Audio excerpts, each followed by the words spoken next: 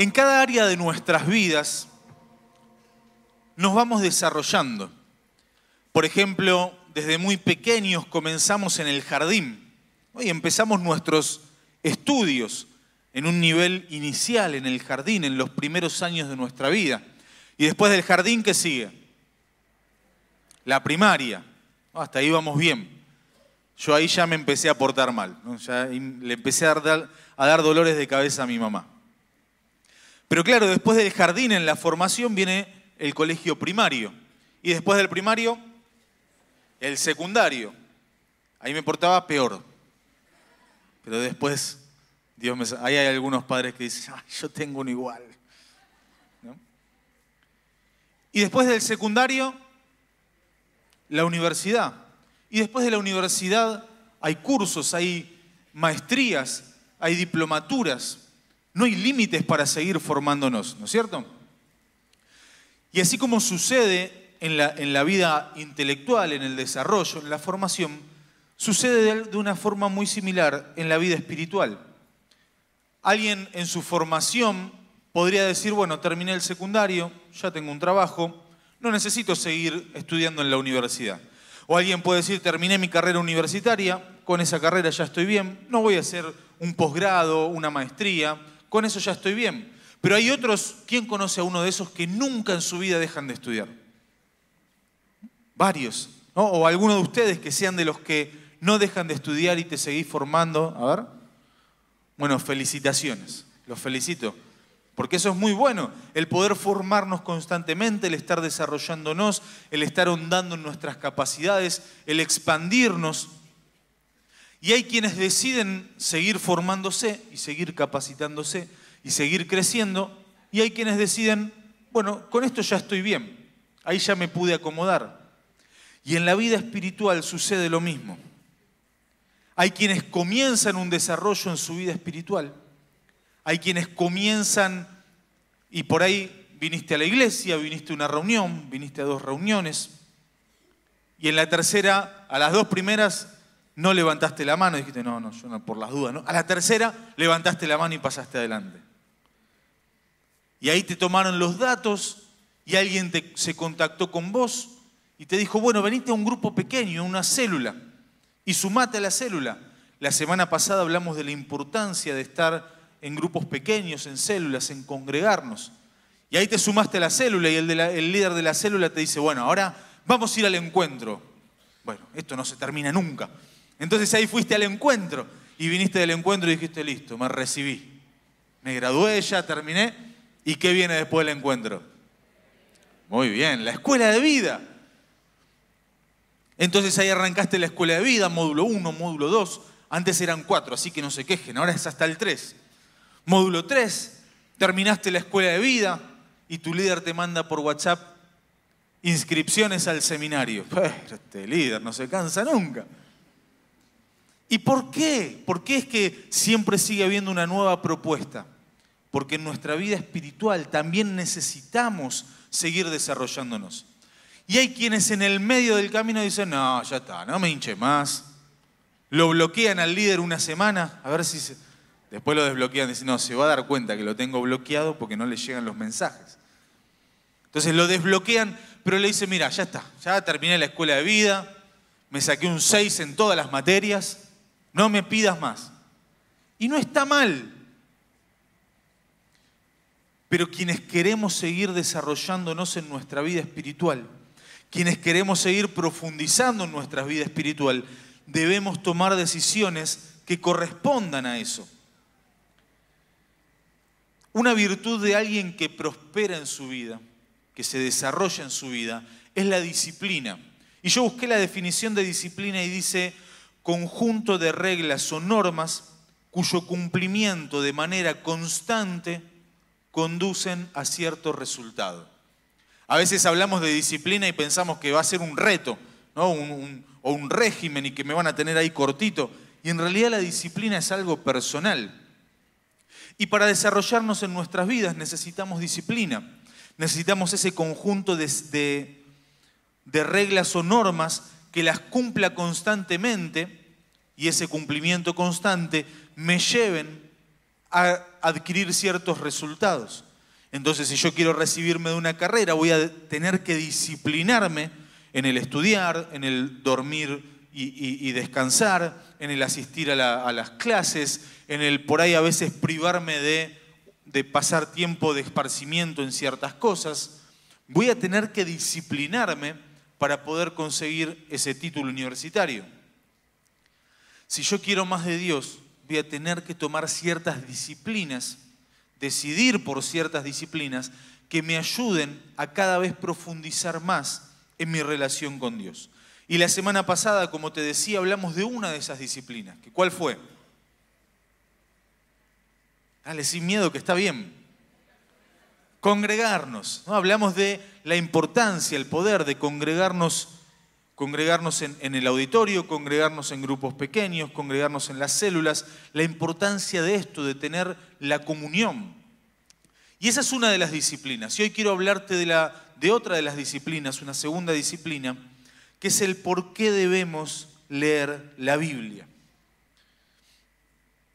La próxima semana vamos a estar hablando acerca de la oración, pero hoy quiero profundizar en esto, en el por qué debemos leer la Biblia. Mira lo que dice Juan, capítulo 6, versículo 68.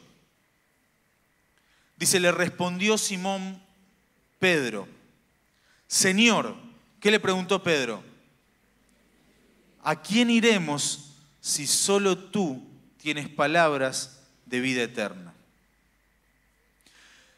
En ese contexto Jesús venía enseñándoles, Jesús venía dando enseñanzas, y en medio de las enseñanzas que Jesús está dando acerca de la vida espiritual, la vida de aquel seguidor de Cristo, en medio de esas enseñanzas, muchos de los que seguían a Jesús lo empiezan a abandonar. Porque dicen, no, para que este ya me está pidiendo la escuela de vida, el seminario. Jesús también les pedía que vayan a la escuela de vida. Era otro estilo de escuela de vida. Pero claro, Jesús empieza a decirles, bueno, a ustedes les fue dicho que si codician, que si toman a la mujer de su prójimo, eso les es contado como pecado, pero ahora yo les digo que si ustedes solamente la miran, eso ya les es contado como pecado. Jesús, se me está haciendo difícil. ¿Cómo no voy a mirar a la mujer de mi prójimo? Era uno que estaba medio zarpado, ¿no? Ese. Y ese se fue, se las tomó, dice, no, yo no estoy para esto. Y a otro le empezó a hablar del perdonar a aquellos que lo ofenden. Y no, yo tengo que hacer justicia. ¿Cómo lo voy a perdonar? ¿Qué es eso de poner la otra mejilla? No, esto no es para mí. Poner la otra mejilla no es para mí. Y se fue. Y así cuando Jesús iba dando sus enseñanzas, muchos se empiezan a alejar. Cualquier parecido con nuestra realidad no es pura coincidencia. ¿No? Así como les pasó a ellos, muchas veces nos pasa a nosotros. A la hora de leer la palabra y encontrarnos con la palabra que nos confronta. Y ahí vengo medio cruzado con un hermano con R fuerte, ¿viste? No es hermano, es hermano. Y leo la palabra y me habla de perdonar y lo tengo que perdonar. Las R es como que dan un... Y me confronta. Y yo quiero seguir a Jesús, pero el seguir a Jesús implica perdonar a mi hermano. El seguir a Jesús implica ya no permitirme mirar a la mujer de mi prójimo. El seguir a Jesús ya implica empezar a adquirir ciertas disciplinas en mi vida espiritual. Y en este contexto muchos empiezan a apartarse y uno de sus discípulos le dice, Señor, ¿no será mucho? Aguantá un poco, le dijo. Era bien argentinizado ese discípulo. Jesús, vamos a calmarnos un poquito. ¿No te das cuenta que tu mensaje está haciendo que se nos vayan todos? Y ahí Jesús le pone los puntos y le dice, ¿acaso ustedes también se quieren ir? No, bueno, tampoco te lo tomes tan a pecho, Jesús. Pero claro, en medio de esas enseñanzas, en medio de la enseñanza de Jesús de cómo debe vivir un cristiano, muchos fueron confrontados y muchos deciden apartarse. Y en ese apartarse, uno de sus discípulos se asincera. ¿A quién le pasó alguna vez de estar leyendo la Biblia y decir, che, no será mucho? Bueno, algunos me hacen sentir bien. A mí me pasó. Decir, ¿en serio lo tengo que perdonar a este desgraciado? Y sí, esa risa me aprueba como que a vos también te pasó. Pero a mí me ha pasado decir, che, no será mucho. ¿Cómo puedo hacer? Y ese es el poder de la palabra que nos empieza a marcar el camino de cómo podemos hacer. Y mirá la resolución, la revelación. A Pedro le caen todas las fichas juntas. Porque Jesús les dice, bueno, si ustedes no pueden con esto, ¿quieren irse con los demás? Y ahí Pedro, yo creo que pensando lo mismo, pensando que era muy difícil, pensando que era un gran desafío, le dice, Señor, ¿a dónde más vamos a ir? ¿A dónde más puedo ir si vos sos el único que tiene las palabras que me dan vida eterna? Si vos sos el único que puede marcarme el camino en la vida. Si vos sos el único que puede dar vida, Señor, ¿a dónde más voy a ir? Y a Pedro le cae la ficha, le cae la revelación, que es verdad, el mensaje de Jesús los estaba confrontando, la palabra los estaba confrontando,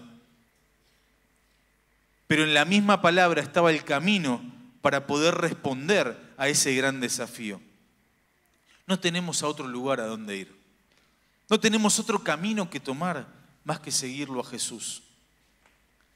En el versículo 63, un poquito antes, dice, el Espíritu es el que da vida.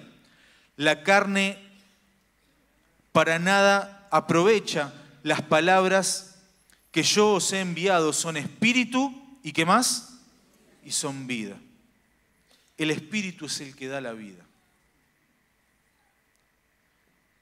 Y las palabras de Jesús, Jesús siempre hablaba, la palabra de Dios es lo que hoy nosotros leemos en los evangelios.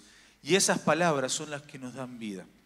La palabra de Dios es la que nos da vida, nos da camino, nos da un sentido, nos da una dirección en la cual vivir. Y muchas veces nos puede pasar de leer la palabra de Dios, de leer las Escrituras y tomar solamente lo que dice el texto y tomarla simplemente como un libro, como un texto. Y esas palabras pueden terminarme llevando a la resolución que tenían algunos de estos seguidores de Jesús, a decir, no, esto para mí es imposible, porque esto que estoy leyendo me está juzgando, me está condenando, me está haciendo sentir mal, me hace sentir una basura, me hace sentir inaccesible, me hace creer que nunca voy a poder llegar a esa relación con Dios. Pero ¿dónde está la diferencia? ¿Dónde está el punto de inflexión en esto? Que la palabra de Dios no es simplemente letra, sino que la palabra de Dios, guiada por el Espíritu Santo, está viva.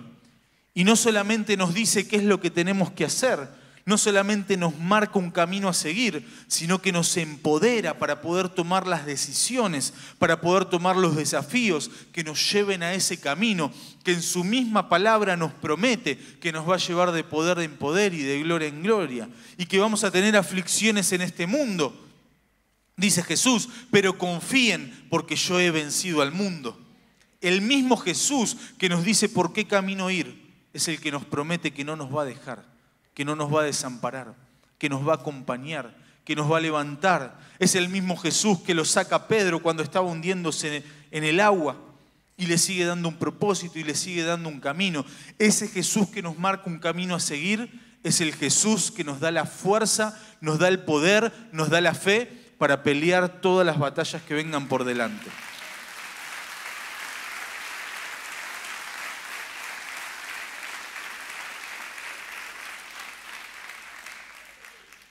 Y Pedro le dice, Jesús, vos sos el que tiene las palabras de vida.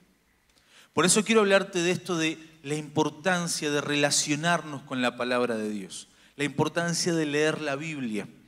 ¿Por qué es importante leer la Biblia? Número uno, porque la palabra de Dios convence. Cuando hablamos de convencimiento, no es ese convencimiento, ¿viste? Ese mala onda que nunca quiere ir a ningún lado y siempre hay que convencerlo. Dale, vení, que va a estar divertido. Dale, vení, que te va a hacer bien. Y lo tenés que convencer y le tenés que hinchar. No estoy hablando de ese convencimiento. La palabra de Dios nos convence porque produce en nosotros convicción. La Biblia es nada más y nada menos que la expresión de la voluntad de Dios. ¿Te pasó de en algún momento decir, ¿cuál será la voluntad de Dios? ¿Cómo hago para descubrir cuál es la voluntad de Dios? ¿Sigo fumando o no? No sé cuál es la voluntad de Dios. Lee la Biblia, No te va a hablar del cigarrillo, pero te va a hablar de cuidar tu cuerpo, el templo del Espíritu Santo. Y ante decisiones que no sabemos por qué camino ir, qué camino tomar, la palabra de Dios nos marca el camino, nos marca la voluntad de Dios. Un ejercicio que yo hago siempre, cada año, y me sirve mucho, el 1 de enero comenzar a leer Proverbios. Proverbios tiene justo 31 capítulos, entonces leo un capítulo por día y trato una vez al año de hacerlo sí o sí. Este año justo empecé enero leyendo Hechos, así que lo postergué y lo leí en marzo. Así que no tenés que esperar hasta enero del año que viene, estamos a poquitos días de que arranque un nuevo mes. Si querés el primer día, te lo doy como una sugerencia, empezar a leer el libro de Proverbios y tener ahí un capítulo por día.